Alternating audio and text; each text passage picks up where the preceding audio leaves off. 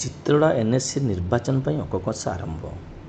ମହିଳାଙ୍କ ପାଇଁ 6, ସାଧାରଣ ବର୍ଗଙ୍କ ପାଇଁ 5, ଏସ୍ଟିଙ୍କ ପାଇଁ 1 ସିଟ୍ ସଂରକ୍ଷିତ। ମୟୂରଭଞ୍ଜ ଜିଲ୍ଲାର ଏକମାତ୍ର ଆସନ ଯାହା ସାଧାରଣ ବର୍ଗର ଲୋକଙ୍କ ପାଇଁ ଉଦ୍ଦିଷ୍ଟ ମୋରଡ଼ା ନିର୍ବାଚନ ମଣ୍ଡଳୀ ନୂତନ ଭାବେ ଗଠିତ ହୋଇଛି। ଚିତ୍ରଡ଼ା ବିଜ୍ଞାପିତ ଅଞ୍ଚଳ ପରିଷଦ। ଚିତ୍ରଡ଼ା ଏନ୍ଏସି ହଳଦୀପାଳ ଓ ଚିତ୍ରଡ଼ା ପଞ୍ଚାୟତକୁ ନେଇ ଗଠିତ ହୋଇଥିବା ବେଳେ ଜିଲ୍ଲା ସହରାଞ୍ଚଳ ଉନ୍ନୟନ ବିଭାଗ ପକ୍ଷରୁ ଚିତ୍ରଡ଼ା ଏନ୍ଏସିକୁ 12ଟି ୱାର୍ଡରେ ଗଠନ କରାଯାଇଥିବାର ଚିଠି ସଂଖ୍ୟା 1766ରେ ଉଲ୍ଲେଖ କରାଯାଇଛି। 1 ନମ୍ବର ୱାର୍ଡଟି ଚିତ୍ରଡ଼ା ବେହେରାସାହି, ହାଟସାହି, ଜିପି ଅଫିସ୍ ଓ ବ୍ୟାଙ୍କ ଅଞ୍ଚଳ ଓ କୋଚାସାହିକୁ ନେଇ ଗଠିତ ହୋଇଥିବା ବେଳେ କାଉନସିଲର ଆସନ ମହିଳା ପାଇଁ ଉଦ୍ଦିଷ୍ଟ ରହିଛି। ସେହିପରି 2 ନମ୍ବର ୱାର୍ଡଟି ହଳଦୀପାଳ ଗ୍ରାମ ପଞ୍ଚାୟତ ଠାରୁ ବାମ ପାର୍ଶ୍ୱ ଦେଇ ସାପ୍ଲାଇ ଛକ ପର୍ଯ୍ୟନ୍ତ ରହିଛି, ଯାହାର କାଉନସିଲର ଆସନ ମହିଳା ପାଇଁ ସଂରକ୍ଷିତ। 3 ନମ୍ବର ୱାର୍ଡଟି ସମସ୍ତ ଅସ୍ତିଆ ଗ୍ରାମକୁ ନେଇ ହୋଇଥିବା ବେଳେ ତା'ର ଆସନ ମଧ୍ୟ ମହିଳାଙ୍କ ପାଇଁ ସଂରକ୍ଷିତ। 4 ନମ୍ବର ୱାର୍ଡଟି ସମଗ୍ର ଡାଙ୍ଗରବିଲା ଗାଁ ସମେତ ଅସ୍ତିଆ ଗ୍ରାମର କିଛି ଅଂଶ ରହିଛି, ଯେଉଁ ଆସନ କେବଳ ଏସ୍ଟି ଲୋକଙ୍କ ପାଇଁ ସଂରକ୍ଷିତ। 5 ନମ୍ବର ୱାର୍ଡଟି ସାମାଇଡି ଗାଁକୁ ନେଇ ଗଠିତ ହୋଇଥିବା ବେଳେ ଯାହାର ଆସନଟି ଏସ୍ଟି ମହିଳା ପାଇଁ ସଂରକ୍ଷିତ। 6 ନମ୍ବର ୱାର୍ଡଟି ଶିର୍ଷାପାଳ ଓ ସାମାଇଡିକୁ ନେଇ କିଛି ଅଞ୍ଚଳକୁ ନେଇ ଗଠିତ ହୋଇଥିବା ବେଳେ ଆସନଟି ସାଧାରଣ ବର୍ଗଙ୍କ ପାଇଁ ଉଦ୍ଦିଷ୍ଟ। 7 ନମ୍ବର ୱାର୍ଡଟି ହଳଦୀପାଳ ଜିପି ଅଫିସ୍ ସମ୍ମୁଖ ହୋଇ ସାପ୍ଲାଇ ଛକର ସମସ୍ତ ଅଞ୍ଚଳକୁ ନେଇ ଗଠିତ ହୋଇଥିବା ବେଳେ ଯାହାର ଆସନ ସାଧାରଣ ବର୍ଗଙ୍କ ପାଇଁ ଉଦ୍ଦିଷ୍ଟ। 8 ନମ୍ବର ୱାର୍ଡଟି ଡୁମୁରିଡିହା ଓ ମାର୍କେଟ ସାହିକୁ ନେଇ ଗଠିତ ହୋଇଥିବା ବେଳେ ଯାହାର ଆସନ ସାଧାରଣ ବର୍ଗଙ୍କ ପାଇଁ ଉଦ୍ଦିଷ୍ଟ। 9 ନମ୍ବର ୱାର୍ଡଟି ଭାଟି ଛକ ବାରୁଡ଼ିରୁ ନନା ଛକ ପର୍ଯ୍ୟନ୍ତ, ଯାହାର ଆସନ ସାଧାରଣ ବର୍ଗଙ୍କ ପାଇଁ ଉଦ୍ଦିଷ୍ଟ। 10 ନମ୍ବର ୱାର୍ଡଟି ସମଗ୍ର ପୁରୁଣାପାଣି ଓ କାକୁଡ଼ିଆ ଓ ଧଳାସାହିକୁ ନେଇ ଗଠିତ ହୋଇଥିବା ବେଳେ ଯାହାର ଆସନ ସାଧାରଣ ବର୍ଗଙ୍କ ପାଇଁ ଉଦ୍ଦିଷ୍ଟ। 11 ନମ୍ବର ୱାର୍ଡଟି ପାଟପୁର ଓ ସେଳଦାକୁ ନେଇ ଗଠିତ ହୋଇଥିବା ବେଳେ ଆସନଟି ଏସ୍ଟି ମହିଳାଙ୍କ ପାଇଁ ସଂରକ୍ଷିତ। ଶେଷରେ 12 ନମ୍ବର ୱାର୍ଡଟି ନନା ଛକଠାରୁ କେଉଟ ସାହି ହୋଇ ତଳ ସାହିକୁ ନେଇ ଗଠିତ ହୋଇ ଯାହାର ଆସନ ଏସ୍ସି ମହିଳାଙ୍କ ପାଇଁ ସଂରକ୍ଷିତ ହୋଇଥିବା ବେଳେ ଡ୍ରାଫ୍ଟ ନୋଟିଫିକେସନ୍ ଦର୍ଶାଇଛି। ଯଦି କୌଣସି ବ୍ୟକ୍ତିଙ୍କ କିଛି ଅଭିଯୋଗ ଥାଏ ତେବେ 10 ଦିନ ମଧ୍ୟରେ ଜିଲ୍ଲାପାଳଙ୍କ ନିକଟରେ ଅଭିଯୋଗ କରିବା ପାଇଁ ଡ୍ରାଫ୍ଟ ନୋଟିସରେ ଉଲ୍ଲେଖ କରାଯାଇଛି। ତେବେ ବିଜେପିର ଚିତ୍ରଡ଼ା ମଣ୍ଡଳ ସଭାପତି ପ୍ରକାଶ ମହାନ୍ତ କହିଛନ୍ତି ଯେ ମୋରଡ଼ା ବିଧାୟକ ତଥା ନଗର ଉନ୍ନୟନ ମନ୍ତ୍ରୀ ଡକ୍ଟର କୃଷ୍ଣଚନ୍ଦ୍ର ମହାପାତ୍ରଙ୍କ ପ୍ରଚେଷ୍ଟା ଯୋଗୁଁ ଚିତ୍ରଡ଼ାର ଏନ୍ଏସି ମାନ୍ୟତା ପାଇଛି। ଲୋକଙ୍କ ସରକାରରେ ମନ୍ତ୍ରୀ ଅଞ୍ଚଳ ବିକାଶ ପାଇଁ କାମ କରୁଛନ୍ତି। ସେହିପରି ବର୍ତ୍ତମାନ ମୋରଡ଼ା ବ୍ଲକ ଅଧ୍ୟକ୍ଷ ବିଜେଡ଼ିର ଥିବାବେଳେ ଚିତ୍ରଡ଼ା ଏନ୍ଏସି ନିର୍ବାଚନରେ ବିଜେଡ଼ି ନିଶ୍ଚିତ ଭାବେ ଭଲ ପ୍ରଦର୍ଶନ କରିବ। ପଞ୍ଚାୟତ ନିର୍ବାଚନ ଓ ଏନ୍ଏସି ନିର୍ବାଚନ ମଧ୍ୟରେ ଅନେକ ଫରକ ରହିଛି। ପୂର୍ବରୁ ୱାର୍ଡ ମେମ୍ବର ପ୍ରାର୍ଥୀମାନେ ନିଜସ୍ୱ ଚିହ୍ନରେ ଲଢ଼ୁଥିବା ବେଳେ ବର୍ତ୍ତମାନ ଦଳୀୟ ଚିହ୍ନରେ ଲଢ଼ିବେ। ଅପରପକ୍ଷରେ ବିଜେପି ସରକାର ଆସିବା ପରେ ଜନହିତକର କାର୍ଯ୍ୟ କରି ହୋଇପାରୁନଥିବା ବେଳେ ପୁଣି ବିଜେଡ଼ି ମୁହାଁ ସାଧାରଣ ଲୋକେ ହେଉଥିବା ପରିଲକ୍ଷିତ ହେଉଛି। ପୂର୍ବରୁ 24 ବର୍ଷ ସରକାରକୁ ପରିବର୍ତ୍ତନ କରି ଲୋକେ କିଛି ସୁଫଳ ପାଇନାହାନ୍ତି। ତେଣୁ ଏନ୍ଏସି ନିର୍ବାଚନ ବିଜେଡ଼ି ସପକ୍ଷରେ ଯିବ ବୋଲି କହିଛନ୍ତି ବିଜେଡ଼ି ଜିଲ୍ଲା ଉପସଭାପତି କ୍ଷିତୀଶ ଚନ୍ଦ୍ର ମହାନ୍ତ ଓ ବରିଷ୍ଠ ନେତା ଜୟନ୍ତ କୁମାର ବେହେରା। ଠିକ୍ ସେହିପରି କଂଗ୍ରେସ ଦଳ ପକ୍ଷରୁ ପୂର୍ବତନ ଛାତ୍ର ସାଧାରଣ ସମ୍ପାଦକ ଅସିତ କୁମାର ବେହେରା କହିଛନ୍ତି ଯେ ଦଳ ପକ୍ଷରୁ ଶିକ୍ଷିତ ଓ ଉପଯୁକ୍ତ ପ୍ରାର୍ଥୀ ଦେବ ଦଳ। ଅପରପକ୍ଷରେ ବିଜେପି ଦଳ ମିଛ ପ୍ରତିଶ୍ରୁତି ଦେଇ ସରକାରକୁ ଆସିଛି, ତାହା ଲୋକେ ବୁଝିସାରିଛନ୍ତି। କଂଗ୍ରେସ ଦଳ ମଧ୍ୟରେ ଅନେକ ପରିବର୍ତ୍ତନ ଆସିଛି, ତାହା ଲୋକେ ବୁଝିଲେଣି। ତାକୁ ଜନାଦେଶ ଆମ ସପକ୍ଷରେ ଯିବ। ପ୍ରଥମ ଥର ଚିତ୍ରଡ଼ା ଏନ୍ଏସିକୁ ନେଇ ସମସ୍ତେ ଉତ୍ସାହିତ ଥିବାବେଳେ ନିଜ ନିର୍ବାଚନ ମଣ୍ଡଳୀର ମନ୍ତ୍ରୀ ଡକ୍ଟର ମହାପାତ୍ରଙ୍କ ପ୍ରଚେଷ୍ଟା ଯୋଗୁଁ ଚିତ୍ରଡ଼ା ଏନ୍ଏସି ମାନ୍ୟତା ପାଇବାକୁ ଲୋକମାନେ ମନ୍ତ୍ରୀ ମହାପାତ୍ରକୁ ସବୁ ସମୟରେ ମନେ ପକାଇବେ। ଅପରପକ୍ଷରେ ସଠିକ୍ ପ୍ରାର୍ଥୀକୁ ଲୋକ ଗୁରୁତ୍ୱ ଦେବେ। ସେହିପରି ବିଜେଡ଼ି ମଧ୍ୟ କଡ଼ା ଟେକ୍କର ଦେବ ବୋଲି କହିଛନ୍ତି ବରିଷ୍ଠ ସାମ୍ବାଦିକ ରଣଜିତ ସାହୁ। ତେବେ ଚିତ୍ରଡ଼ା ଏନ୍ଏସି ଦାୟିତ୍ୱରେ ଥିବା ମୋରଡ଼ା ବିଡିଓ ଅଣାକର ନାୟକ କହିଛନ୍ତି ଯେ ଡ୍ରାଫ୍ଟ ନୋଟିଫିକେସନ୍ ପ୍ରକାଶ ପାଇଛି। 12ଟି ୱାର୍ଡକୁ ନେଇ ଚିତ୍ରଡ଼ା ଏନ୍ଏସି ହୋଇଛି। ଯଦି କାହାର କିଛି ଅଭିଯୋଗ ଅଛି ଦେଇପାରିବେ। ପରବର୍ତ୍ତୀ ପର୍ଯ୍ୟାୟରେ ଚୂଡ଼ାନ୍ତ ତାଲିକା ବାହାରିବ। ତେବେ ଚିତ୍ରଡ଼ା ଏନ୍ଏସି ନିର୍ବାଚନକୁ ନେଇ କେଉଁ ଦଳ କ'ଣ ରଣନୀତି ଆପଣାଉଛି ଦେଖିବାକୁ ବାକି ରହିଲା। ସବୁ ଦଳ ପାଇଁ ଏହା ଏକ ସମ୍ମାନର ପ୍ରଶ୍ନ। ତେବେ ବିଭିନ୍ନ ରାଜନୈତିକ ଦଳ ପକ୍ଷରୁ କ'ଣ ରହୁଛି ରଣନୀତି ଦେଖିବାକୁ ବାକି ରହିଲା। କିଏ କ'ଣ କହୁଛନ୍ତି ଆସନ୍ତୁ ଶୁଣିବା ତାଙ୍କ ମୁହଁରୁ। ଆପଣଙ୍କ ପରିଚୟ? ଅସିତ କୁମାର ବେହେରା, ପୂର୍ବତନ ରାଜ୍ୟ ସାଧାରଣ ସମ୍ପାଦକ ଛାତ୍ର କଂଗ୍ରେସ। ବର୍ତ୍ତମାନ ଚିତ୍ରଡ଼ା ନୂଆ ଏନ୍ଏସି ମାନ୍ୟତା ପାଇଛି। ପୂର୍ବରୁ ପଞ୍ଚାୟତ ଇଲେକ୍ସନରେ ସମସ୍ତେ ଜଡ଼ିତ ଥିଲେ। ଏନ୍ଏସି ଇଲେକ୍ସନ ଆଉ ପଞ୍ଚାୟତ ଇଲେକ୍ସନରେ କ'ଣ ତଫାତ୍ ଦେଖୁଛନ୍ତି ଏବଂ କ'ଣ ରହିଛି କଂଗ୍ରେସର ଆଭିମୁଖ୍ୟ, କେମିତି କ'ଣ ନିଶ୍ଚିତ ରୂପେ ଦେଖନ୍ତୁ, ବହୁତ କିଛି ଆକାଶ ପାତାଳ ପରିବର୍ତ୍ତନ ମାନେ ପୂର୍ବରୁ ପଞ୍ଚାୟତ ନିର୍ବାଚନ ହେଉଥିଲା, ଏବେ ପ୍ରଥମ ଥର କରି ଆମର ଚିତ୍ରଟା ଏନ୍ଏସି ମାନ୍ୟତା ପାଇବା ପରେ ଯେଉଁ ସରକାରଙ୍କର ଘୋଷଣା ଯେଉଁ ନିର୍ବାଚନ ହେବ, ତେଣୁ ଏ ଭିତରେ ବହୁତ କିଛି ଆକାଶ ପାତାଳ ପାର୍ଥକ୍ୟ ରହିଛି ଏବଂ କଂଗ୍ରେସ ମଧ୍ୟ ଚିନ୍ତା କରିଛି, ଆଶା କରିଛି ଉପଯୁକ୍ତ ଏବଂ ଏଜୁକେଟେଡ୍ ଭଲ ପ୍ରାର୍ଥୀକୁ ସେମାନେ ଚୟନ କରିବେ ଏବଂ ପ୍ରତିଦ୍ୱନ୍ଦିତା କରିବେ ଏବଂ ବହୁ ସଂଖ୍ୟାରେ ବାଜିମାତ କରିବେ ବୋଲି ବହୁତ ଆଶା ବି ଆମେ ରଖିଛୁ। ହେଲା, ଲୋକଙ୍କ ପାଖରୁ ଯେଉଁ ଆସୁଛୁ ଧ୍ୱନି ଆସୁଛୁ କଂଗ୍ରେସର ପରିବର୍ତ୍ତନ ଯେଉଁ ବହୁତ ଶୁଭଙ୍କର ଆସୁଛୁ। ତେବେ ପୂର୍ବରୁ ବର୍ତ୍ତମାନ ବି ବ୍ଲକରେ ବିଜେଡି ଚେୟାରମ୍ୟାନ୍ ଥିବା ବେଳେ ବର୍ତ୍ତମାନ ସରକାରରେ ବିଜେପି ଅଛି, କଂଗ୍ରେସ ସେଥିରେ କେମିତି ଫାଇଟ୍ କରିକି ଜନାଦେଶ ପାଇବ ବୋଲି ଆପଣ ଭାବୁଛନ୍ତି, କୋଉ ଆଧାରରେ?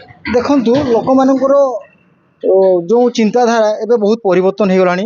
ଲୋକମାନେ ବି ବୁଝିଗଲେଣି ଯେଉଁ ବିଜେପି ସରକାର, ବର୍ତ୍ତମାନର ସରକାର ଯେଉଁ ମିଛୁଆ ସରକାର, ସେ ମିଛ ପ୍ରତିଶ୍ରୁତି ଦେଇକିନା ଯେଉଁ ସରକାରଙ୍କୁ ଆସିଛି ଏବଂ ଚାଷୀମାନଙ୍କୁ ଯେଉଁଭଳିଆ ପ୍ରତିଶ୍ରୁତି ଦେଇକିନା ସରକାରଙ୍କୁ ଆସିଥିଲା ତାହା ମଧ୍ୟ ପୁରା ବିଫଳ ହେଇଛି। ତେଣୁ ଲୋକମାନେ ଚାଷୀଠୁ ଆରମ୍ଭ କରି ଯୁବପିଢ଼ି ଏବଂ ନାରୀ ସମସ୍ତେ ବୁଝିଗଲେଣି ଏ ଅପାରଗ ସରକାର ତାଙ୍କୁ ଉପଯୁକ୍ତ ଜବାବ ଦେବେ ଏଇ ଆଗାମୀ ଏନ୍ଏସି ନିର୍ବାଚନରେ। ଏତେ ଉତ୍ସାହିତ ଅଛନ୍ତି ଚିତ୍ରଡ଼ା ଏନ୍ଏସି ଅଞ୍ଚଳବାସୀ ଏନ୍ଏସି ଇଲେକ୍ସନକୁ? ହଁ, ଦେଖିବାକୁ ଗଲେ ବହୁତ ଲୋକମାନଙ୍କ ମଧ୍ୟରେ ଉତ୍ସାହ ଜାଗି ଉଠିଛି। ପ୍ରଥମ ଥର କରି ସେମାନେ ନିର୍ବାଚନ ଲଢ଼ିବେ ଏବଂ ସାମ୍ନା କରିବେ ଯେଉଁ ଆମର ଏନ୍ଏସି ନିର୍ବାଚନ, ବହୁତ ଉତ୍ସାହିତ ଅଛନ୍ତି ଲୋକମାନେ। ଆପଣଙ୍କ ପରିଚୟ? ପ୍ରକାଶ ଚନ୍ଦ୍ର ମହାନ୍ତ, ଚିତ୍ରଡ଼ା ମଣ୍ଡଳ ସଭାପତି ବିଜେପି। ପୂର୍ବରୁ ଚିତ୍ରଡ଼ା ପଞ୍ଚାୟତ ନିର୍ବାଚନ ଲଢ଼ୁଥିଲା ବେଳେ ଏଥର ପ୍ରଥମ ଥର ପାଇଁ ଏନ୍ଏସି ମାନ୍ୟତା ପାଇଛି, ଏନ୍ଏସି ନିର୍ବାଚନ ହେବାକୁ ଯାଉଛି, କ'ଣ କହିବେ? ଆଉ ଏନ୍ଏସି ନିର୍ବାଚନ ପଞ୍ଚାୟତ ନିର୍ବାଚନ ଭିତରେ କ'ଣ ପାର୍ଥକ୍ୟ ରହିଛି? ପଞ୍ଚାୟତ ଇଲେକ୍ସନରେ ଆମର ପ୍ରାର୍ଥୀମାନେ ଚିହ୍ନ ଅନୁସାରେ ଲଢ଼ୁଥିଲେ। ଆପଣଙ୍କର ଯେଉଁ ଚିହ୍ନ ଆସୁଥିଲା ସେଇ ଚିହ୍ନ ଅନୁସାରେ ଲଢ଼ୁଥିଲେ, କିନ୍ତୁ ବର୍ତ୍ତମାନ ଆମର ଦଳୀୟ ଚିହ୍ନ ଅନୁସାରେ ଏନ୍ଏସି ଇଲେକ୍ସନ୍ ହେବ। ବିଜେପି ପ୍ରାର୍ଥୀକୁ ଦଳ ଚିହ୍ନ ଅନୁସାରେ ଲଢ଼ିବେ। ତ କ'ଣ ଦେଖିବ, ମାନେ ଏଥର ଯେଉଁ ରହିଛି ଏନ୍ଏସି ମାନ୍ୟତା ପାଇଛି ଚିତ୍ରଡ଼ା, କେତେ ଉତ୍ସାହିତ ଅଛନ୍ତି? କେଉଁ ଭଳିଆ କ୍ୟାଣ୍ଡିଡେଟ୍କୁ ଆପଣ ଦେବେ ଏବଂ ଯେଉଁ ବିଜେଡି ରହିଛି, ସିଏ କଂଗ୍ରେସ ରହିଛି, ଅନ୍ୟାନ୍ୟ ସ୍ୱାଧୀନ ପ୍ରାର୍ଥୀ ବି ରହିବେ ବୋଲି ଆମେ ଯାହା ଶୁଣିବାକୁ ମିଳୁଛି, କେଉଁ ଭଳିଆ ଚ୍ୟାଲେଞ୍ଜ ରହିଛି, କେଉଁ ଭଳିଆ ପ୍ରାର୍ଥୀକୁ ଆପଣ ଦେବେ, କ'ଣ ରହିଛି ଆଶାବାଦୀ କ'ଣ ଅଛନ୍ତି, କେଉଁ ଭଳିଆ ଜନାଦେଶ ରହିବେ ବୋଲି ଆଶା କରୁଛନ୍ତି? ଜନାଦେଶ ତ ବର୍ତ୍ତମାନ ଆମର ସରକାର ଲୋକଙ୍କ ପାଇଁ କାମ କରୁଛି। ଆମର ସରକାର 2 ବର୍ଷ ଆସିଲା ପରେ ହିଁ ଚିତ୍ରଡ଼ାକୁ ଏନ୍ଏସି ଡିକ୍ଲେୟାର କରାଯାଇଛି, ସହରାଞ୍ଚଳରେ ପରିଣତ କରିଛନ୍ତି। ଆମର ବିଧାୟକ ଯେଉଁ ଅଛନ୍ତି ଡକ୍ଟର କୃଷ୍ଣଚନ୍ଦ୍ର ମହାପାତ୍ର, ବର୍ତ୍ତମାନ କ୍ୟାବିନେଟ୍ ମନ୍ତ୍ରୀ, ସିଏ ତାଙ୍କୁ ଲୋକ ପୁରା ବହୁତ ମାତ୍ରାରେ ଭୋଟ ଦେଇକି ଜୟଯୁକ୍ତ କରାଇଥିଲେ। ତେଣୁ ସେହି ଜନାଦେଶ ରହିବ ବୋଲି ଆମର ଆଶା ବାନ୍ଧିକି ବସିଛି ଆମେ ଏବଂ ଆପଣଙ୍କର ଦଳ ଯାହା ଯେଉଁ ପ୍ରାର୍ଥୀକୁ ଉଚିତ ଭାବ ସେହି ହିସାବରେ ପ୍ରାର୍ଥୀ ଦେଲେ ଆମେ ଜୟଯୁକ୍ତ ହେବୁ। ସାଧାରଣତଃ ଗାଁ ଗହଳିର ଲୋକମାନେ ଏନ୍ଏସି ଭୋଟ ଦେବା ପାଇଁ ଯାଉଛନ୍ତି, କେତେ କ'ଣ କହୁଛନ୍ତି ବା ଦଳ ତରଫରୁ କ'ଣ ରହିଛି, କର୍ମୀଙ୍କୁ ନେଇ କ'ଣ ପ୍ରୋଗ୍ରେସ୍ ଚାଲିଛି? ଦଳ ବହୁତ ଉତ୍ସାହିତ ଅଛି ଏବଂ ଆପଣଙ୍କର ଲୋକମାନେ ବି ବହୁତ ଉତ୍ସାହିତ ଅଛନ୍ତି, କାରଣ ଗ୍ରାମାଞ୍ଚଳରେ ଆମେ ଥିଲେ, ସହରାଞ୍ଚଳରେ ପରିଣତ ହେଇଛି। ତେଣୁ ବିକାଶ ମାନେ ଡବଲ ଇଞ୍ଜିନ୍ ସରକାର, ଏଠି ଜିତିଲା ପରେ ଟ୍ରିପୁଲ୍ ଇଞ୍ଜିନ୍ରେ ବିକାଶ ହେବ ଚିତ୍ରଡ଼ାର, ସେଇ ଆଶାକୁ ନେଇକି ଲୋକ ଆଶାବାଦୀ ଅଛନ୍ତି। ଆପଣ କହିବେ? ମୋ ପରିଚୟ ଜୟନ୍ତ କୁମାର ବେହେରା। କ'ଣ କହିବେ ଯେଉଁ ଆପଣ ବିଜେଡି ଦଳର ବର୍ତ୍ତମାନ ନେଇ ଏନ୍ଏସି ନିର୍ବାଚନକୁ ନେଇ କେମିତି ଦେଖୁଛନ୍ତି, କ'ଣ ରହିବ ଜନାଦେଶ ବୋଲି ଆପଣ ଭାବୁଛନ୍ତି? ଶୁଣନ୍ତୁ, ଆମ ବିଜେଡି ଦଳର ଯେଉଁ ଆଗାମୀ ଦିନରେ ଯେଉଁ ଆମମାନଙ୍କର କାର୍ଯ୍ୟକଳାପ ଥିଲା, ତାପରେ ଆମର ଦୃଢ଼ ବିଶ୍ୱାସ ସେଦିନ ବି ଥିଲା, ଆଜି ବି ଅଛି। ନୂଆ ଦଳ ସରକାରକୁ ଆସିଛି ଏବଂ ତାଙ୍କର ଏ 2 ବର୍ଷ ଭିତରେ ଆଭିମୁଖ୍ୟ ଲୋକକୁ ଆମେ ତାଙ୍କୁ ଖରାପ କହିନୁ, ଲୋକ ହିଁ ତାଙ୍କୁ ଖରାପ କହିବା ଆରମ୍ଭ କହିଲେଣି ଯେ ଆମେ ଗୋଟେ ନୂଆ ଦଳକୁ ଆଣି ଭୁଲ କରିଛି ବୋଲି। ଏବଂ ଆଲୋଚନାର ବିଭିନ୍ନ ପ୍ରକାର ଆଲୋଚନା ବି ହେଉଥିବ ଯେ ବିଜେଡି ଦଳରେ ତାଙ୍କର ମନୋବଳ କମିଯାଇଛି। କିଛି ମନୋବଳ କମିନି। ବର୍ତ୍ତମାନ ବି ଆମ ବିଜେଡି ଦଳରେ ନେତା ସମସ୍ତେ ଅଛନ୍ତି, କେହି ଦଳ ଛାଡ଼ିକରି ଯାଇନାହାନ୍ତି ଏବଂ ଦଳରେ ସେଇ ତୃଣମୂଳ ସ୍ତରରୁ ସମସ୍ତେ ଦୃଢ଼ୀଭୂତ ହେଇକରି ସଂଗଠିତ ହେଇକରି ଅଛନ୍ତି। କର୍ମୀମାନଙ୍କ ମନରେ ଉତ୍ସାହ ଅଛି, ସେମାନେ ନିରାଶ ହେଇନାହାନ୍ତି। ତେଣୁ ଆମେ ଭାବୁଛି ସେ ଆଶା ଯେଉଁ ଆମର ଅଛି ଏବଂ ଦଳର ଏକତା ଅଛି, ସେଥିରେ ଆଗାମୀ ଦିନେ ଆମେ ଏନ୍ଏସି ନିର୍ବାଚନ ନୂତନ କରି ହେଉଥିବାରୁ ସେଥିରେ ବ୍ୟବଧାନ ବହୁତ ରହିଛି ପଞ୍ଚାୟତ ନିର୍ବାଚନ ଏବଂ ଏନ୍ଏସି ନିର୍ବାଚନରେ। ଏବଂ ଏନ୍ଏସି ନିର୍ବାଚନରେ ଚିହ୍ନରେ ହେଉଛି କିନ୍ତୁ ହେଲେ ମଧ୍ୟ ଆମର ବହୁତ ଦୃଢ ଆମେ ବିଶ୍ୱାସ ରହିଛି ଯେ ଭୋଟର ଆମ ସପକ୍ଷରେ ରହିବେ ଏବଂ ଆମେ ଏବେ ଶାସକ ଦଳରେ ବିଜେପି ଅଛି, ଯେ ଯେମିତି ବିଜେଡି ପୂର୍ବରୁ ଥିଲା ମୋଟାଙ୍କର ପଇସା ଖର୍ଚ୍ଚ ନିର୍ବାଚନରେ କରୁଥିଲା, ଏବେ କେମିତି କରିବ କଣ କହିବେ ସେ କଥା ହବ ବୋଧେ? ନା ଆମର ଶାସକ ଦଳ ବିଜେପି ଥିଲେ ମଧ୍ୟ ଆମର ଯୋଉ ଭୋଟର ଏବଂ ଆମର ଦଳର କର୍ମୀ କର୍ମକର୍ତ୍ତା ତୃଣମୂଳ ସ୍ତରରୁ ବଡ଼ରୁ ଛୋଟ ନେତା ପର୍ଯ୍ୟନ୍ତ ସମସ୍ତଙ୍କ ଭିତରେ ଉତ୍ସାହ ଭରି ରହିଛି ଏବଂ ଦୃଢ଼ ମନୋବଳ। ଆମର ପଇସା ପତ୍ର କୌଣସି ଖର୍ଚ୍ଚ ନ କରିବି ଆମେ ଦଳରେ ଭଲ ପ୍ରଭାବ ପକେଇବୁ ବୋଲି ଆମର ଆଶାବାଦୀ। ଆପଣ କରୁଛନ୍ତି? ମୋ କ୍ଷିତୀଶ ଚନ୍ଦ୍ର ମହାନ୍ତ, ମୋ ବିଜେଡିର ଜିଲ୍ଲା ଭାଇସ୍ ପ୍ରେସିଡେଣ୍ଟ ଅଛି। ବର୍ତ୍ତମାନ ଚିତ୍ରଗଡ଼ା ନୂଆ ଏନ୍ଏସି ମାନ୍ୟତା ପାଇଛି, କଣ କହିବେ କେମିତି ଦେଖୁଛନ୍ତି? ପୂର୍ବରୁ ତ ପଞ୍ଚାୟତ ଇଲେକ୍ସନ ହଉଥିଲା, ଏବେ ଏନ୍ଏସି ଇଲେକ୍ସନ ଦଳୀୟ ଚିହ୍ନରେ ସମସ୍ତେ ଭୋଟ ଦେବେ, ଗୋଟେ କାଉନସିଲର ପାଖରୁ ଆରମ୍ଭ କରି କାଉନସିଲର କଣ କହିବେ କେମିତି ଦେଖୁଛନ୍ତି? ଯାହା ହଉ ପ୍ରଥମ ଥର ପାଇଁ ନୂଆ ଏନ୍ଏସି ଡିକ୍ଲାର ହେଲା ପରେ ଲୋକଙ୍କ ମଧ୍ୟରେ ଟିକେ ଉତ୍ସାହ ମଧ୍ୟ ରହିଛି ଏବଂ ଇଏ ପଞ୍ଚାୟତ ନିର୍ବାଚନ ଆଉ ଏନ୍ଏସି ନିର୍ବାଚନ ଭିତରେ ତଫାତ ରହିଛି। ସେତେବେଳେ ପଞ୍ଚାୟତ ନିର୍ବାଚନରେ ୱାର୍ଡ ମେମ୍ବର ମାନେ ସେମାନେ କୌଣସି ଦଳୀୟ ସିମ୍ବଲରେ ସେମାନେ ଇଲେକ୍ସନ ଲଢ଼ୁ ନଥିଲେ, ଏଇଟା ଦଳୀୟ ସିମ୍ବଲରେ ଲଢ଼ାଯିବ ଏବଂ ଲୋକଙ୍କ ଭିତରେ ଆମେ ଯାହା ଚର୍ଚ୍ଚାରେ ଆମେ ଜାଣୁଛେ, ଗାଁ ଗହଳିରେ ଆଲୋଚନା ହେଉଛୁ ଯେ ଉପଯୁକ୍ତ କ୍ୟାଣ୍ଡିଡେଟ୍କୁ ସେମାନେ ତାଙ୍କର ପ୍ରତିନିଧିତ୍ୱ ପାଇଁ ସେମାନେ ପଠାଇବେ ଏବଂ ଟିକେ ମଜବୁତ କ୍ୟାଣ୍ଡିଡେଟ୍କୁ ଲୋକମାନେ ଖୋଜୁଛନ୍ତି ଏବଂ ତାଙ୍କର ଯେମିତି ସେବାରେ ଲାଗିବ। ପୂର୍ବ ଦିନ ମାନଙ୍କରେ କୌଣସି ନେତୃତ୍ୱର ଏଠି ଅଭାବ ରହିଛି ଆଉ ଏଠାକାର ଅଫିସର ମାନଙ୍କର ରାଜ ବଡ଼ କଥା ହଉଛି ଆପଣଙ୍କର ବିଜେଡିର ଚେୟାରମ୍ୟାନ ବର୍ତ୍ତମାନ ବି ଅଛନ୍ତି, ବ୍ଲକ ଚେୟାରମ୍ୟାନ। ତ ବର୍ତ୍ତମାନ ଯୋଉ ଏନ୍ଏସି ନିର୍ବାଚନ କେମିତି ଦେଖୁଛନ୍ତି? ସରକାରୀ ଦଳରେ ଏବେ ବିଜେପି ଅଛି, ବର୍ତ୍ତମାନ ସ୍ଥିତି ରାଜ୍ୟରେ ବି ଅଲଗା ରହିଛି ଏବଂ ଜିଲ୍ଲାରେ ବି ମଧ୍ୟ ଅଲଗା ରହିଛି, କଣ ଦେଖୁଛନ୍ତି ତାକୁ ନେଇ? କଣ ଦେଖନ୍ତୁ, ପୂର୍ବରୁ ଲୋକମାନଙ୍କର ଗୋଟେ ପରିବର୍ତ୍ତନର ଇଚ୍ଛାରେ ସରକାରକୁ 24 ବର୍ଷର ଆମର ନବୀନ ପଟ୍ଟନାୟକ ସରକାରକୁ ସେମାନେ ତ୍ୟାଗ କରିଥିଲେ, କିନ୍ତୁ ବର୍ତ୍ତମାନ ତାଙ୍କୁ ଭୋଟ ଦେଇକରି ସମସ୍ତଙ୍କ ମୁହଁରେ ଗୋଟେ ଚର୍ଚ୍ଚା ଚାଲିଛି ଯେ ଲୋକମାନେ ବହୁତ ପସ୍ତେଇ ହେଉଛନ୍ତି। ଅଫିସ ପାଖରୁ ଆରମ୍ଭ କରି ବିଭିନ୍ନ ସାମାଜିକ ଆର୍ଥିକ ପରିସ୍ଥିତି ମଧ୍ୟ ଲୋକଙ୍କର ଭୁଷୁଡ଼ି ପଡ଼ିଲା। ତେଣୁକ ଲୋକମାନେ ପୁଣି ଆଉ ଥରେ ନବୀନ ପଟ୍ଟନାୟକକୁ ଫେରାଇବା ପାଇଁ ସମସ୍ତଙ୍କର ମୁହଁରେ ଗୋଟେ କଥା ରହିଛି ଯେ ଆମେ ଶଙ୍ଖ ଚିହ୍ନରେ ପୁଣି ଆଉ ଥରେ ଭୋଟ ଦେବା। ବିଜେପି କଣ ଭୁଲ କରିଛି ଯାହାଫଳରେ କି ଲୋକ ବିଜେଡି ମୁହାଁ ହେବେ? ଜନହିତକର କାମରେ କୌଣସି କାମ ବର୍ତ୍ତମାନ ସୁଦ୍ଧା 2 ବର୍ଷ ଅତିବାହିତ ହେଇଗଲା, ଜନହିତକର କାମ କୌଣସି ଆଖି ଦୃଶିଆ କାମ ହେଇପାରୁନାହିଁ। ପଞ୍ଚାୟତ ଇଲେକ୍ସନ ଦୀର୍ଘ ଦିନ ଚାଲିଥିଲା, ଲୋକମାନେ ଏନ୍ଏସି ଇଲେକ୍ସନକୁ ସାଧାରଣତଃ ଗାଁ ଗହଳିରେ କେମିତି ଦେଖୁଛନ୍ତି ଏବଂ ତାକୁ ନେଇକି ଆପଣ ମାନେ ନେତା ହିସାବରେ, ସ୍ଥାନୀୟ ନେତା ହିସାବରେ ତାକୁ କେମିତି ପରିଚାଳନା କରିବେ ବୋଲି ଆଶାବାଦୀ? ଆମେ ପରିଚାଳନା ଆମର ତୃଣମୂଳ ସ୍ତରରେ ଆମେ ସବୁ କର୍ମକର୍ତ୍ତା ସହିତ ଆମର ଆଲୋଚନା ଗୋଟେ ପର୍ଯ୍ୟାୟରେ ସରିଯାଇଛି।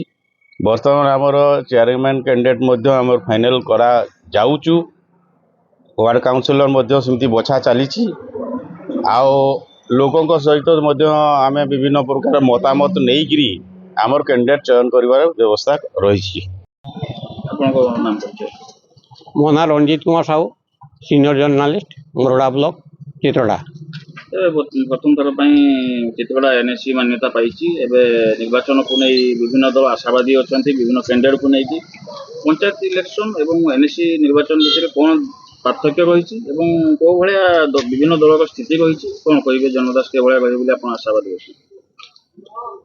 ନୂଆକରି ଚିତ୍ରଡ଼ା ଏନ୍ଏସି ଗଠନ ହେଇଛି ଏବଂ ଚିତ୍ରଡ଼ା ଏନ୍ଏସି ପାଇଁ ଚିତ୍ରଡ଼ା ଅଞ୍ଚଳର ଲୋକ, ତା ଭିତରେ ମୋରଡ଼ା ବ୍ଲକ ସାମ୍ବାଦିକ ସଂଘ ମଧ୍ୟ ସାମିଲ ଥିଲା, ଦେଇକି ଦାବି କରାହେଇଥିଲା। ଦାବି କଲା ପରେ ସେ ଦାବିକୁ ପ୍ରକୃତରେ ଯଦି କେହି କାର୍ଯ୍ୟକାରୀ କରିଥାନ୍ତି ସିଏ ହେଉଛନ୍ତି ଆମ ମୋରଡ଼ା MLA ତଥା ନଗର ଉନ୍ନୟନ ମନ୍ତ୍ରୀ ଡାକ୍ତର କୃଷ୍ଣଚନ୍ଦ୍ର ମହାପାତ୍ର। ତାଙ୍କର ଅବଦାନ ଏଠି ଯଥେଷ୍ଟ ଅଧିକାର ରହିଛି ଏନ୍ଏସି ଗଠନରେ। ତ ପଞ୍ଚାୟତ ନିର୍ବାଚନ ଆଉ ଏନ୍ଏସି ନିର୍ବାଚନ ମଧ୍ୟରେ ଫରକ ଏତିକି, ପଞ୍ଚାୟତ ନିର୍ବାଚନ କୌଣସି ଦଳୀୟ ସିମ୍ବଲରେ ହୁଏ ନାହିଁ, କିନ୍ତୁ ଏନ୍ଏସି ନିର୍ବାଚନ ଦଳୀୟ ସିମ୍ବଲରେ ବର୍ତ୍ତମାନ ହେବାକୁ ଯାଉଛି। ଏଥିପାଇଁ ଦଳ ବି ପ୍ରାୟ ପ୍ରମୁଖ 4ଟି ଦଳ ସକ୍ରିୟ ହୋଇଗଲେଣି ନିର୍ବାଚନ ପାଇଁ।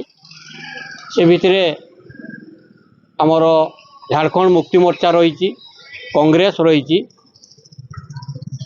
ବିଜୁ ଜନତା ଦଳ ରହିଛି ଏବଂ ସର୍ବୋପରେ ରହିଛି ଭାରତୀୟ ଜନତା ପାର୍ଟି।